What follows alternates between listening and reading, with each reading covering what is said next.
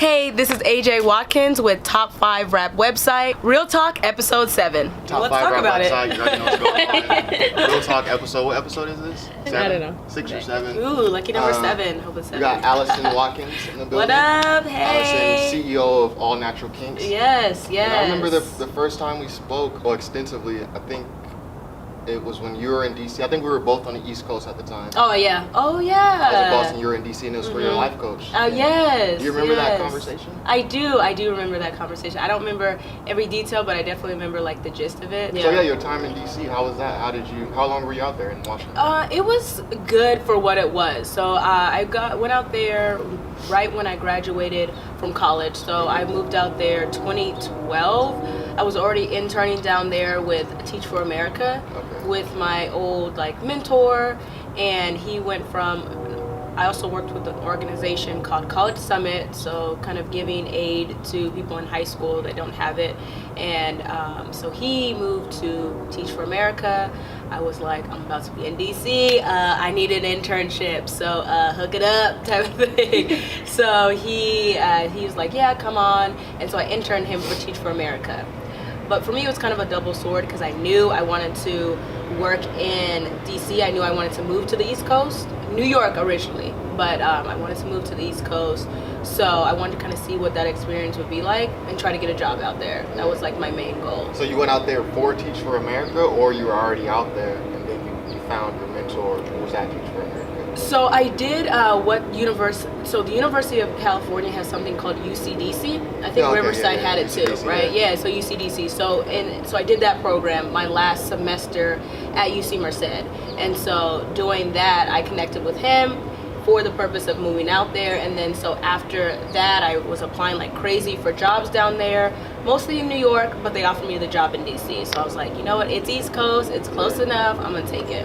What about the East Coast made you want to go out there? Was it just like growing up, you just always wanted to just move far, or was it something particular that you wanted to see out there?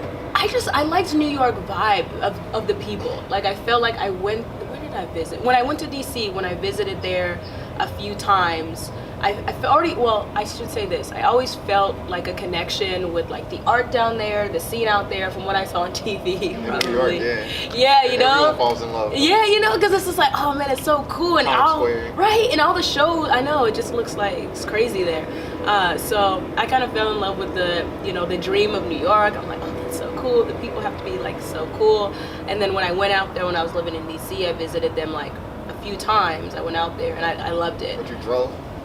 I took the mega bus. Oh, okay. 4-hour mega bus. Yeah. Not bad. Yeah. $1, it's $1. Right? Yeah. Well, no. You have to get it at a certain time. So maybe like Wednesday at 4 a.m. it'll be $1. Okay. So the times that. Prime time. Yeah. No. But it still was pretty cheap. So me and my homie that I met out there. He went to my school, but I met him out there. We would go there like maybe 2 or 3 times when we were down there for like the 4 months, and I loved it. What did you do out there? Time in Manhattan, obviously. Yeah, and I was real determined. So I went out there for job fairs. Okay. So I was job fairs, I don't know. Like at this age, I find them kind of useless. Probably now. Back you know, and nowadays everybody does everything online. I feel like 2012 was when they were transitioning. I felt like you could still probably get a job at a job fair or get in with a recruiter. Now I feel like they don't really.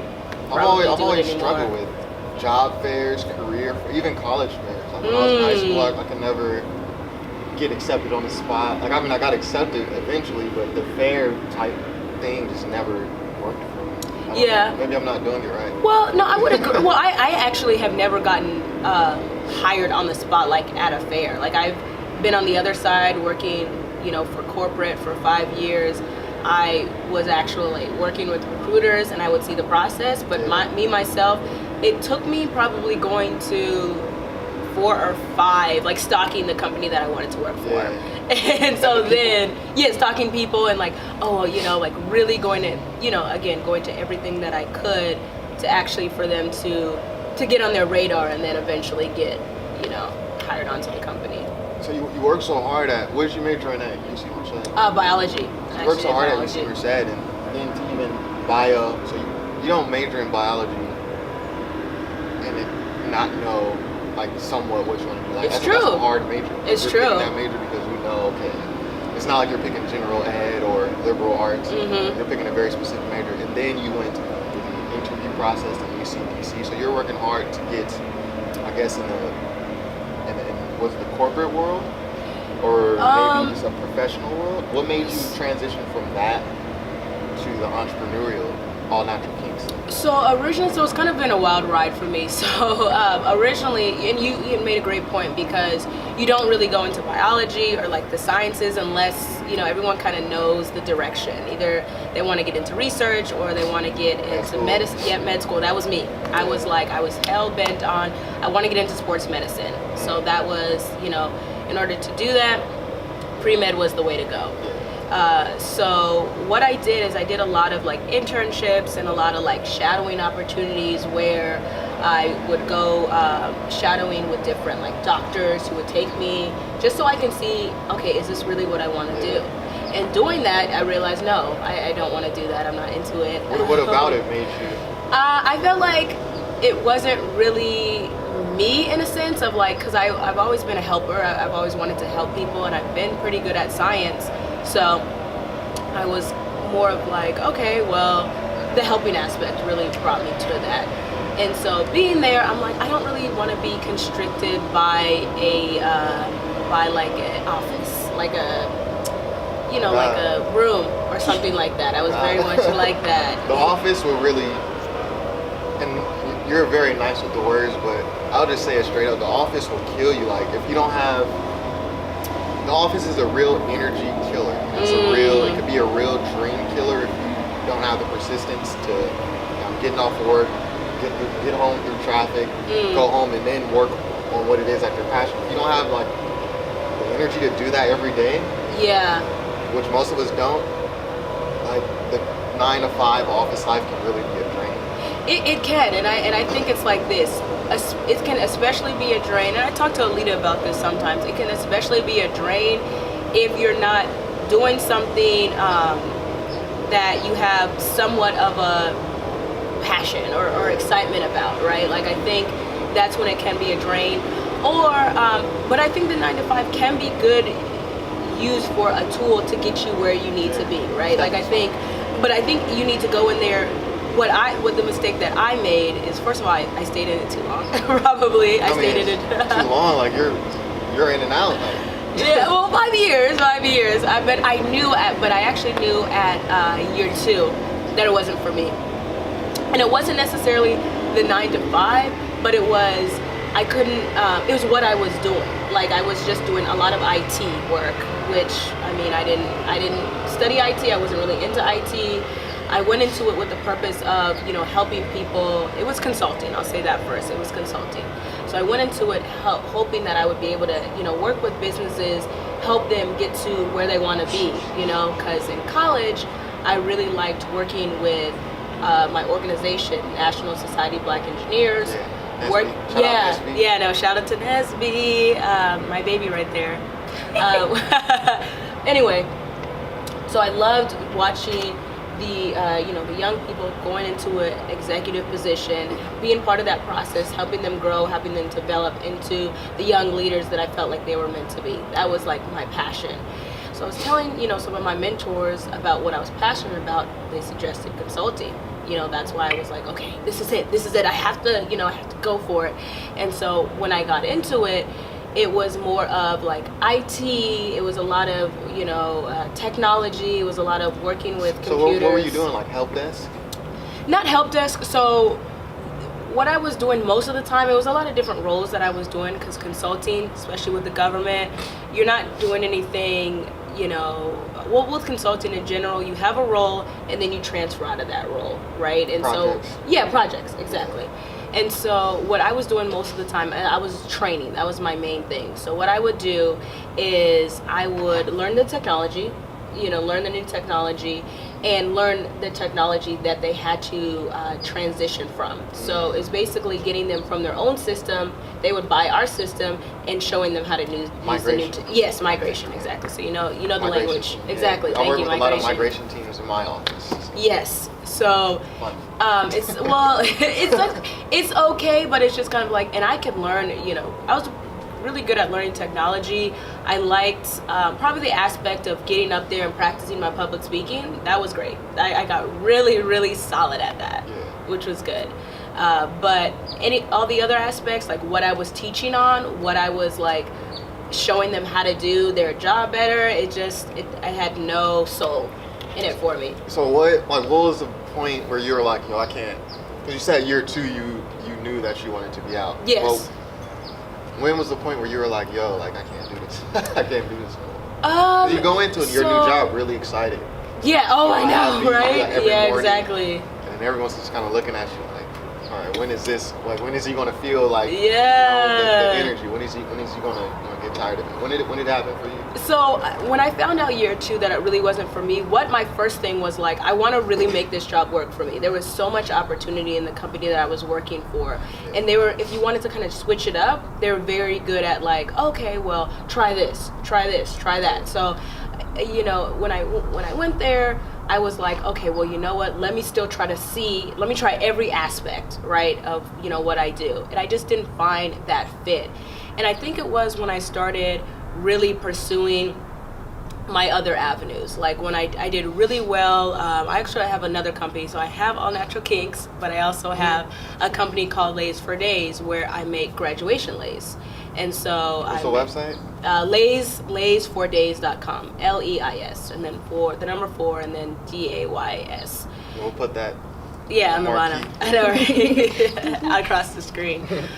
So towards the, I think maybe year 3.5 or 4 year that I was there, I wanted to start picking it back up again, my Lays business.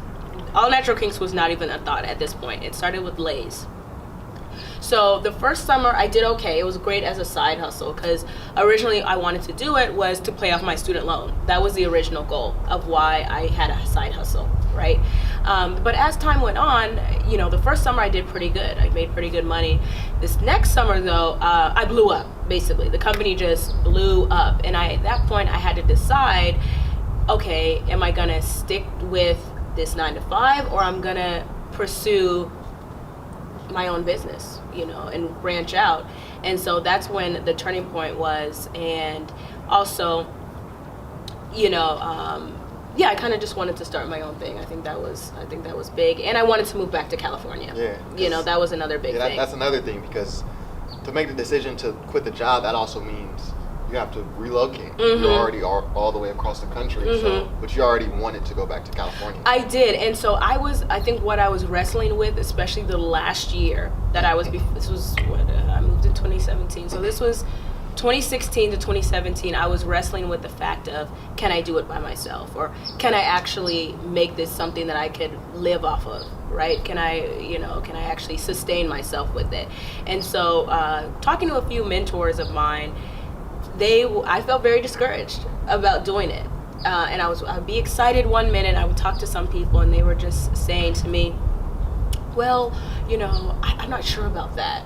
Like what about health insurance? What about, what if you just transfer with Accenture and then see what happens from there, type of thing. So it's really, I was like, who am I to think that I could start something on my own? Who am I to think that I could sustain myself, right? Because these are people that I look up to that are telling me this. So I went back on it. So originally, did those people have their own business?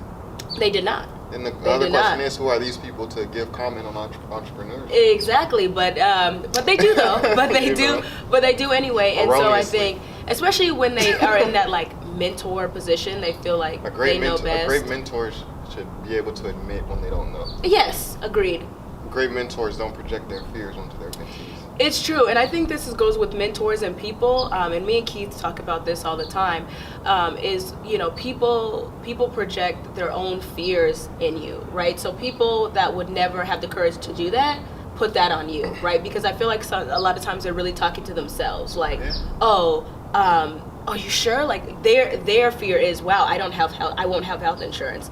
Their fears is, I'm not going to be able to sustain myself, right? And so if you're not careful, you could take that in, you know, and that's why you always have to reevaluate, okay, well, why am I doing this? What did they say? And that's what I had to do with myself. You know, I had to get real with me and just, you know, not take their projections in. I still try to, now, I always try to like, you know, do that now type of thing. I always try to, you know, when I hear something discouraging, I'm like, okay, well, where is that coming from? Or is that, like, why am I taking this in like that? So I try to, you know, not always, but I try to really evaluate now. Mm-hmm. So what are some of the main obstacles? Because you have your all-natural kinks, and then you also have Lays for Days, so you kind of have a double whammy going on. Yeah, What are some of the obstacles you face as an entrepreneur? Obviously, things like finances, logistics, these are the normal things that entrepreneurs face. Yeah. What are some of your obstacles? Besides those type of things? Or even those things? I think, well, what I'm finding now, say like my current, so yeah, you know, you have to become a hustler. And my thing is this, like, you can have a dream, right? You can really, you know, everyone has a dream or they want to do something else. And so so that's why now I try to, like, you know, sometimes, again, the 9 to 5 can be good for, you know, financing your dream or like knowing that, right? Because it's like you have to live at some point. But to go full-time entrepreneur, if you don't have a grant, if you don't have parents to give you money, or if you don't have, you know, a house where you could not pay rent. Exactly. If you don't, yeah, exactly. Very good. If you have bills, you have to be okay with the hustler's mentality. You have to be okay with that. And so I tell Lita, me and Lita joke about this. We say, Shalita always says, I came out of the womb grinding, being a hustler. Like that's just my thing. I enjoy like figuring it out, you know? And, but one of the, kind of back to your question, one of the main things I find, that was so close. Don't panic. It was so close. It was like right there. I know, Lita. I was like, wait. You could just start at the beginning, I guess. Yeah. So one of the main, you know, kind of to answer your question, one of the main things I find now is staying fresh. I feel like staying fresh with what I am like passionate about, right? Because when the 9 to 5 was my main and All Natural Kinks and Lays was my side thing, I felt like it was my hobby, right? Yeah. I felt like it was my hobby. Yeah, it was fun. Yeah. It was cool. I do it on the weekends and I loved it. Yeah. You know, now that I've turned that into the full time, it can get dry. I find it getting dry now because it's just kind of like, okay, really, like with Instagram, I used to love it. It used to be like, this is the Lays? Yeah, so this is a little bit of both. So I'll start with the All Natural Kinks. So in the beginning, All Natural Kinks, you know, I loved, Alita knows, I was super into hair videos. I was obsessed with like hair videos, growing out my hair, researching products, loved it. And then, you know, now, you know, fast forward to now, you know, I find it more of a job. Like I feel like it's more of, you know, what I have to kind of do as opposed to, you know, like that side thing type of thing or you know, that side thing of my passion. Do you think you'll have a difference of perspective if you were to switch back into working as your main income and your hobbies being your hobbies? Do you think like it'll flip? That's a good question. Because I feel like you may feel like that because you've made these your main. You've made these your sources of income. Yes, exactly. Well, I think the goal of them has changed, right? Because my expectation was, okay, life is gonna be excellent now that I'm finally doing All Natural Kinks, my passion, Lays for Days, my passion, you know, this is what it is, this is what life is, you know? And so doing that now and seeing it more of like, the future of them and how they can kind of transition to be like that income. Now I'm having to reevaluate what it is that I like to do for fun, what it is that I'm passionate about. Not that I'm not passionate about, I still see them as, you know, my babies and where they can grow, but now it's more of, again, something to do in your hobby time. Yeah, you know, and so it's just kind of like, I can't do that all the time now. I have to find like something else to kind of supplement that type of thing. Yeah, that is interesting. So what have you been doing? Like knitting? I know. Well, you know what? Well, that could also turn into a business. It can. And see, and this is good because I love this because for me, I I just love making money. I'm not even gonna lie. And I love back to like that hustler mentality. So everything I do, I like just to hustle. And then I'm like, oh man, I can, then business plan, I'm like, ooh, I can do this. I can turn into this. And I can do this. Like sometimes it's hard to turn that off, because everything I feel like I do, I don't know, I just see the potential of it, So I do a couple other, so my main hobby, I know this is gonna sound bad, but I like to watch TV. I like to, That's everyone.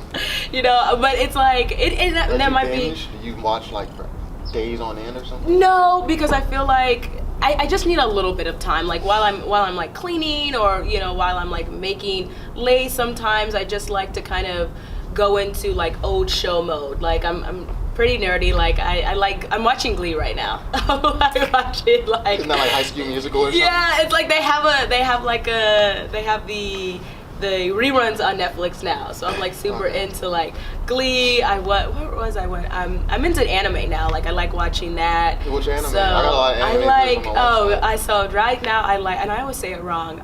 It's My Hero Academia. My Hero Academia. That's the one I'm really into right now. I don't know anime. I got a lot of my followers right now. Okay, so yeah, they probably know. If y'all are into anime, y'all already know My Hero Academia. Like it's so good. And it was just the characters are just funny. The characters, it's really like, I don't know. It's just, for me, it's motivational. Like how they build. And I was never into anime before. Keith, he's, that's my fiance. He's been into anime, and so I just got hip. I just got on. So watching it, it's like a depiction of real life, but I don't know. It just, I just get motivated by it. You never seen Spirited Away? I haven't. He's super into. You never seen Spirited Away? Mm-mm. He's probably showing you before. You probably just didn't realize what it was. Oh, okay. It's like the greatest anime of all time. Really? It's like the quintessential anime movie. Really? Like he's a very famous anime director. Wow. I think he passed away recently. Spirited Away. What? Oh, how can I watch it? What can I watch? It's online. You can literally just stream it. Yeah. On. You can Google on whatever. Oh, okay. Yeah, Google it. Oh, and you can just watch it for free. Spirited Away online free. So okay, cool. It's a good anime. Oh, I'm always down. It's long. I'm good with long. Like I said, I have a little bit of extra time, so yeah, I love watching, and it brings a different perspective, because again, sometimes stuff can just get repetitive, and it could just, as a creative, and you and Alita are both creative. Sometimes which, at least for me, I'm finding like what I felt like I love, it always has to be revamped, right? Or it always has to be, once you turn something into something else, at least for me, you have to, I don't know, I'm just finding like I have to, yes, alternatives, to kind of. So as we continue this talk about entrepreneurship, what is like some fears? Because we all deal with fears. That's good. And all your fears come from, and this kind of links back to what we were saying earlier about projections.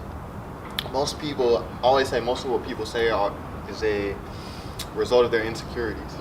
Most of what people do and say is like insecurities, speaking what they say to you, what they do to you, which comes from how we were raised as kids. Because these are the people who molded us. So what kind of, our early 20s, late teens, it's more, or it should be about kind of decompressing, deprogramming certain things that happen in your childhood that you may be unconscious of, that influence certain behaviors, or even like motivation.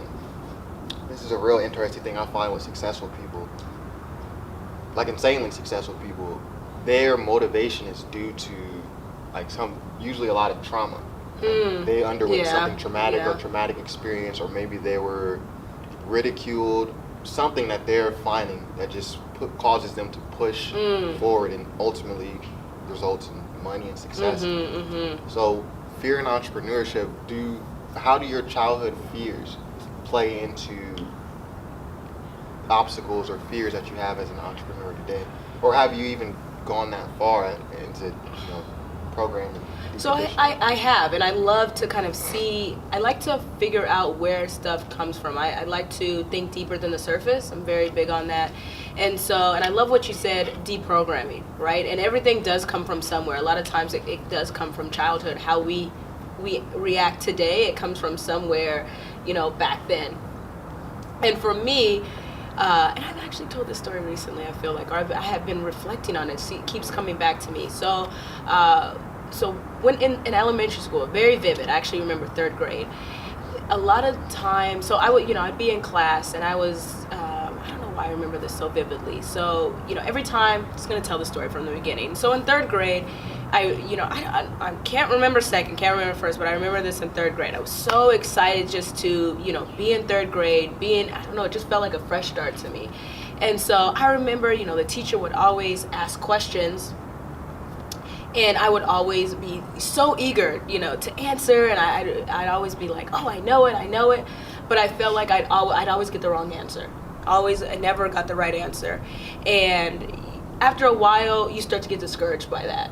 And I didn't feel like encouraged by my teacher. I never felt like she was kind of looking out for me. I never felt the favorite, right? And other people in my class, I always felt like they always got the right answer. A few girls in particular, they would always get the right answer. And after a while, I started to think, like why was I average? I felt that's the first kind of time when I felt like I'm not good enough. I felt like that was like the first exposure to it. Were you like the star child in your previous grades to 3rd grade? No, I don't know why I don't really, Did you really like that teacher? No, I did. I had good teachers in 1st grade. Do I remember 2nd? Teacher. Yeah, the 3rd grade, I think, I think maybe that could be what it be. I guess I never really thought about it, but I felt like the teachers maybe cared a little bit more in 1st and 2nd. And 3rd grade, I felt like she never really acknowledged me. I think that was a big thing. But I was still very, encouraged, to raise my hand. But then after a while... But the thing is, what, and it goes deeper, what made you search for that acknowledgement in a teacher? Not sure what made me search for the acknowledgement. I think it was just like, I think at that time I realized that I wasn't as special as I thought. In my mind, right? This is like, 3rd grade me thinking about what it was. And it was the first time, again, because I think before, again, teachers were very, I don't think I was ever a teacher's favorite, but I never felt like lower than. I never felt like I had to prove myself. Maybe that's what it is, because this is the first time I'm really deep diving that, I never had that question asked. And so also during those times when those girls, were always getting the right answer, during that time as well, I don't know if you remember back in the day if you had to do writing tests. Do you remember getting a number score on those?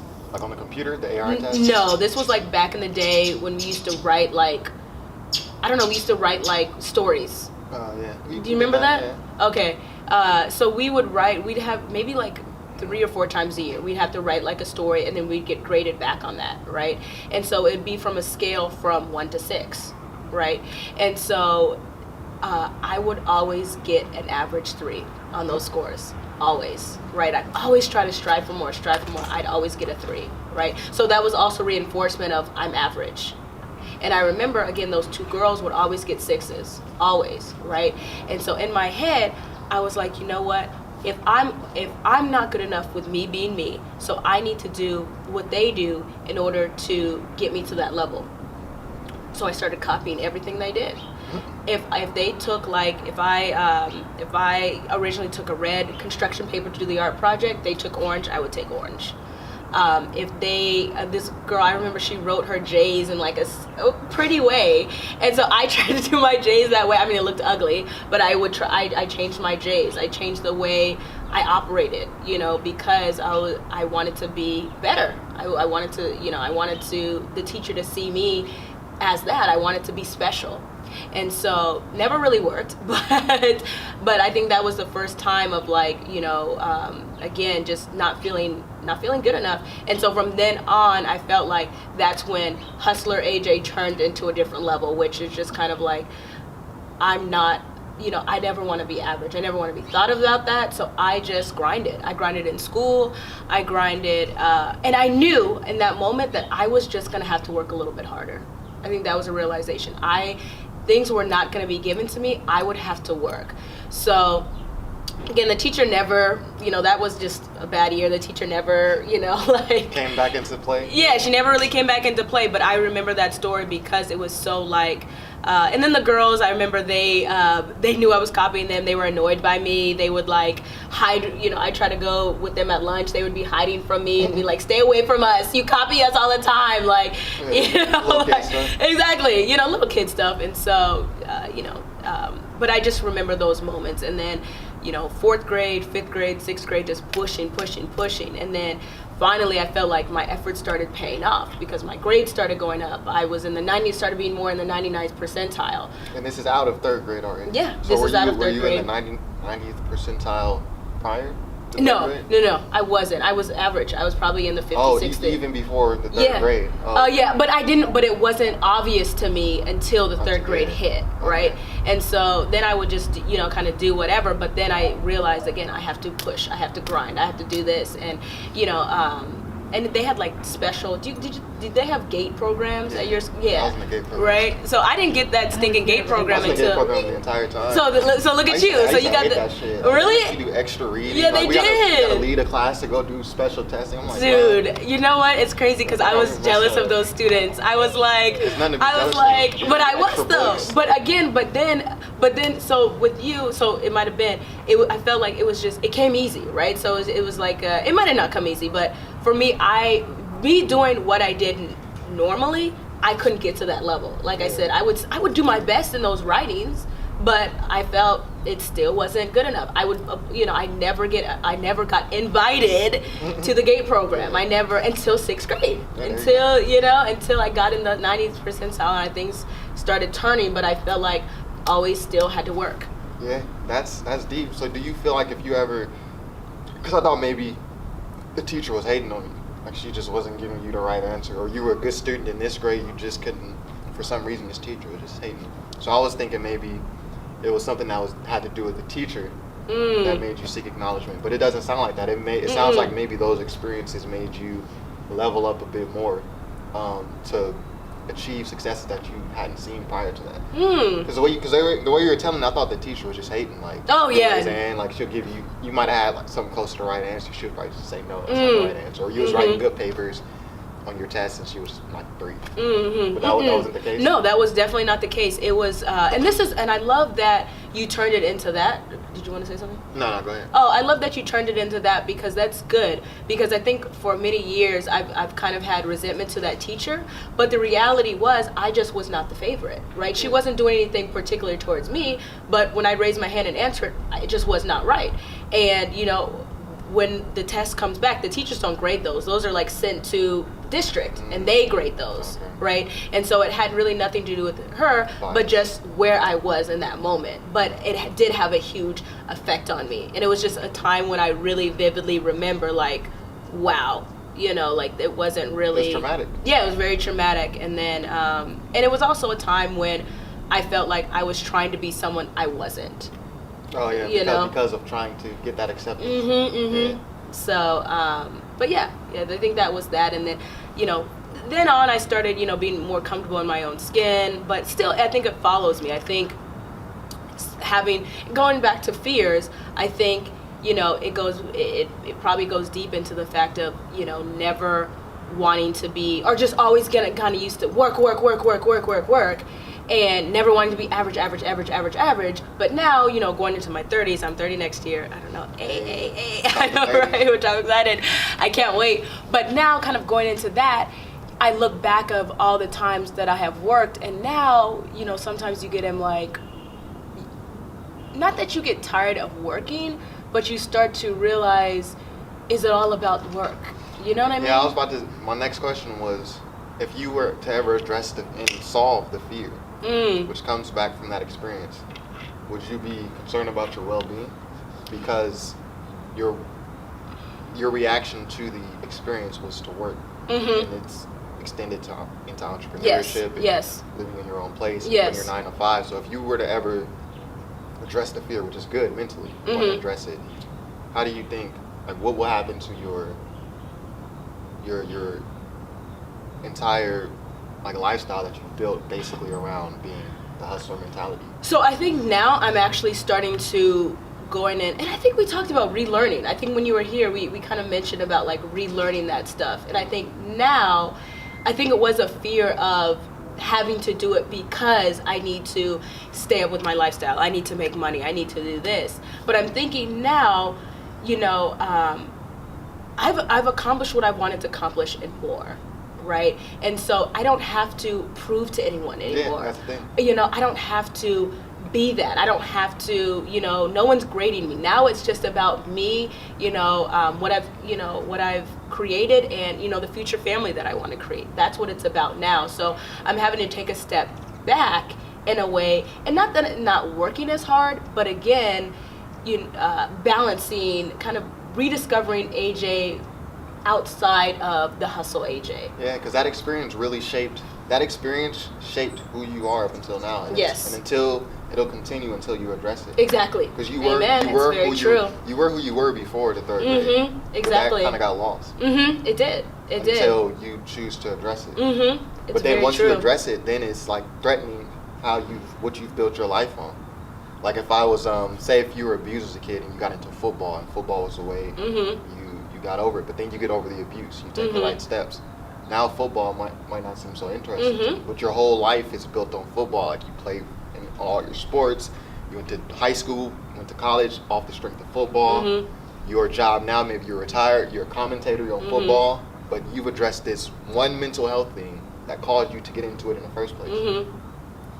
And now you're looking at football like, do I even really like football? Or do I really like X? Yeah. So that's kind of even more scary than addressing the actual, traumatic experiences. So yeah, and I look at it as now though. I look at it as a rebirth, in a way, right? Because, and for a while it was a little bit fresher. I'm not gonna say I got there overnight and be like, oh, all of a sudden I'm like, ooh, it's a process. And so for a while I felt like a little bit. Again, the grind that I put in, I felt like it didn't do for me what it used to do, and so I would ignore it. I would just be like, but this is who I am, maybe I'm just having an off day, all natural kinks and lays for days, and this is what I do. And so, and I think that's a part of like, this has been my whole life. The grind, and again, not necessarily the jobs themselves or the businesses, but it's a mentality. The work. Right? It's the work that comes with that. So it could be any entrepreneur. It could be any 9-to-5 grind. It could be anything. And so it's like, well, that's who I've been. This is who I am. This is what makes, and for many years, this is what make AJ AJ. This is why people sometimes are, attracted to me. Not just attracted to me. It's like, this is why people like me, because I am the grinder. And then it's owning like, no, like AJ's fine, being who she is. You don't have to overcompensate. People are not drawn to you because of what you do, what you can do for them, what you can do for yourself. So now it's about like owning that, and that's why I said, like, I like TV. I like to just chill, hang out on my spare time, And now I'm teaching, kids in Beijing. That also, so I have to be extroverted. So I'm doing that for a little bit of extra money, but that has also taught me I like being, goofy. That's how I've always been. Alita knows. I walk around growing up, singing Mulan, right? Because that's just, being ridiculous with my little brother. Like I would come out of, I don't know, I just remember the story where I put like foam on my face and just say like something Alita remembers. I think it's like, kids, don't try this at home. It's something so stupid, but that was me, just being, but for so many years, I've just tried to put on this professional role, AJ, the entrepreneur, the businesswoman, the work hard, and sometimes, that's a mask, and so finally kind of opening the mask and figuring out who I am, that's why I said it's a beautiful rebirth of it. So having that as a fear, but owning that fear, facing that fear, and seeing past it, and how that's not who I am. Yeah, and you can't make it to these points without addressing the traumatic experience. It's we true. all have some. It may not be one experience. It may be like a cycle of things, or just maybe an environment that you had to be in, in your childhood. But you won't get to that point unless you address it. Yeah, it's I love that. I love that. It's very true. And sometimes, it's you never really want to go back to that place. Sometimes, like depending on what the trauma is, it's different for everybody. But who likes to relive that? Who wants to own that? Especially when you've made something for yourself. It's like, no, this is what I've created. This is what I've done. This is who I am. You're taking on this extra persona. Yeah, to move away from that. You know, yeah. But It's once you've achieved everything you want, like, you still got to go back to exactly like the football player. You know, they could have had some kind of traumatic, abuse or whatever it was, and then they create this, and they get into the NFL, and then and then got your house and your car. Yeah. If you alone by yourself or in the off season, you still kind of depressed. You don't know why. Yeah, exactly. And then it's like people start to know you as that. So if you try to go in a different avenue, oh well, who is this? I don't know this person. But I say it's important to build people that respect you for you as a person, right? I think it's so important to build that foundation and not create it based on what you do. Yeah. Fake friends. Yeah, there's a lot out there, you know what I mean? Because then it makes it harder to, when you do open up, like, oh, this is me, people are, oh, no, that's not you. Or they're shocked. Yeah, or they're shocked, or like, oh, I don't like that person. Yeah. But then when you build up this fake persona, you're going to, and this is what I learned actually in relationships, when you build up a fake persona for yourself, people start to fall in love or like that person who you created. And then when you show a glimpse of yourself, it's like, yeah, it's uncomfortable. It's uncomfortable for them, but then who's at fault really, because you have put up on this persona and you've pretended to be something else, and you have to look at self and be like, okay, well, you know what, I need to be myself, or I'm going to be in a toxic relationship. Again, relationships can be with a partner or with friends. Friends, family. Yeah, family as well. Sometimes with family you have to kind of be who you are and show who you really are, so they know how to treat you going forward. With family, I feel like with friends, you gotta show them. For me, at least, I gotta show them, like, because you're meeting me during a specific time. Yes, yeah. You don't know everything that's led up to me, so Mm-hmm. you're not gonna understand things. So with friends, I gotta remind you of where I came from. Mm-hmm. Family, I gotta remind you where I've come. Yeah, amen. I love how you put that. That's great. You just want to view me really like how that. I was from 0 to 18, which is cool because you know the most about me. I'm probably gonna take your advice a little more serious on certain things because you know me. But I also gotta explain to you, like, from 18 to 26, like, it's been something totally different. It's true. Like, so I gotta remind the family where I've come and the friends where I've come from. I love that. I have never heard it like that, but I think that's very true. Like, just reminding them, or sometimes you meet people later in life and just, kind of letting them know a little bit of your background, where you came from, and if they're, and if they're open and they're your friends, we love that about you. We love that about, you as a person. You're either gonna, and as you get older, you're gonna accept it or you're not. I don't have time, especially when I'm like trying to hang out, chill with my people. I don't have time to like fake for you. You know what I mean? Like, I don't have time. It's like I do, enough faking when I need to. Because at the end of the day, we all have to put on a face, right? We go at work and with corporate, we all, even as an entrepreneur, you know what I mean? Pick that phone up at work, you better put that face. Okay, we can't just chill and talk about, like how we are with homies, but you have to put on that face. So if I have to put on that face and I'm aware I have to put on that face, why am I gonna put on that face with homies, right? And then that's how you lose. Downtime. And that's how people lose who they are, right? And they never feel comfortable with their own skin because they get so used to faking it. So. I encourage you to read, if you haven't already, The 4 Agreements.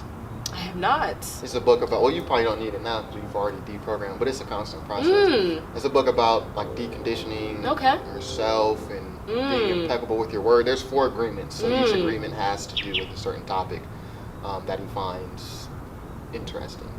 Or not interesting, but important to you as in your growth as a human being. There's the 4 agreements, and there's also The Alchemist. Oh, I've heard of The Alchemist. I haven't read it. Yeah, these are 2 really well-known books. I'm surprised you haven't read them yet, because it sounds like you're speaking the same script that they talk about in the book. But The Alchemist and The 4 Agreements, they're very similar. The Alchemist is more storytelling, fiction. Yeah. And The 4 Agreements is self-help. So it's written kind of like in a factual manner. So whichever prose you like, if you like stories, if you like self-help, I recommend those books. Oh, I'm down for both. Like, they teach the same lesson, but great books. Oh, that's great. That's perfect. I always need them. Like, I always need a good list. I can add that to, while I'm cleaning or whatever. Like, I want to start incorporating, like, listening to just different audiobooks, audiobooks, yeah. Things like that. Anything you want to say to the people before we wrap it up? Give them your URLs. Shoot, your links, okay, you know my handles or whatever. So you can follow me on if you're into hair. I do hair tips. I have my own natural hair products, all natural, focusing on growth and focusing on keeping your hair moisturized. I use it on my beard. Yes. Shout out to that. Shout out to his beard. And so he also gave me a lot of ideas on how I want to start creating the men's line for All Natural Kinks as well. So you can follow me now at all the word natural and then Kinks, KINKS. Follow me there, and also do graduation lays as well. So you can follow me at lays _4 days. And also you can find both websites have the same handles, except lays for days is just one word, lays4days.com. Yep. I know you can edit that, so you can figure out what that. You can figure out what that situation. Top 5 for our website. Real Talk number 9, 6. I feel like we said 7. I don't know. One of those. Peace. Liked it? Yep. Great. Now I just need a drop.